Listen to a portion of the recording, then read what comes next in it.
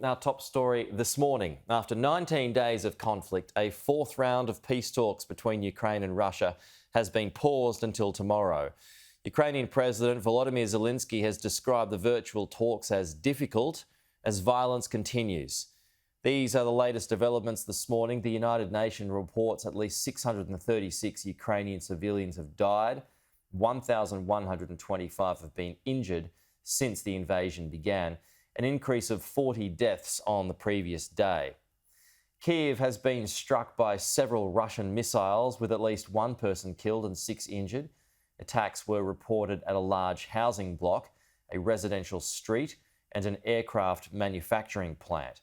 Shelling has continued in Mariupol, where more than 2,500 people have died. At least 9 people have been killed and 9 more wounded in an airstrike on a TV tower. This is the latest from Sky. It was supposed to be the start of new life, but it ended in death. We now know that this woman and her baby didn't make it after Russian bombs hit a maternity hospital in Mariupol. This war not sparing even the most innocent. Russia claims it's not targeting civilians, but these images of Mariupol tell a different story. A city devastated. Its population besieged, with no access to water, food or medicine. But in a glimmer of hope, local officials say a convoy of 160 cars left Mariupol today in what seems to be the first successful humanitarian corridor.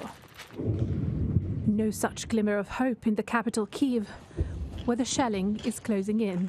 Early this morning, a residential block was hit just 7 miles from the city centre. Firefighters scrambling to rescue people from the inferno, the elderly, dazed and in shock, and those still standing, sorting through the rubble of what just hours ago were their homes. Ukrainians, Russian troops continue to destroy our infrastructure. They continue to shell our cities in Kyiv, Chernihiv, Sumy, Kharkiv, the south and the Donbass. But have no doubt, we will rebuild everything. We will renew everything. Every street, town and city, every building, every apartment of every Ukrainian. But the troops are still in the thick of the battle for their country's survival. This footage of heavy fighting near Kyiv region was released by the Ukrainian army. They're keen to keep the morale high, but they too are taking losses.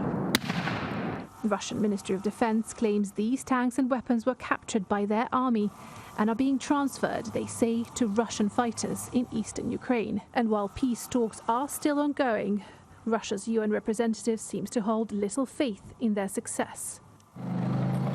The UN over recent days has repeatedly drawn attention to the topic of mediation in conflict. What type of mediation can we talk about when you obviously have picked a side in this conflict? But for the people suffering on the ground, time is running out. Hundreds of thousands of people are without water or electricity.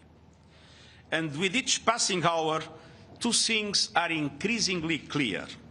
First, it keeps getting worse. Second, whatever the outcome, this war will have no winners, only losers. Those pouring across Ukraine's borders know it. Each could take only what's most precious to them. This woman says she's fleeing to save her child, but doesn't know where she's going. She and those around her are safe now, but face an uncertain future. And no one can tell when or if they can return home. Milena Veselinovic, Sky News.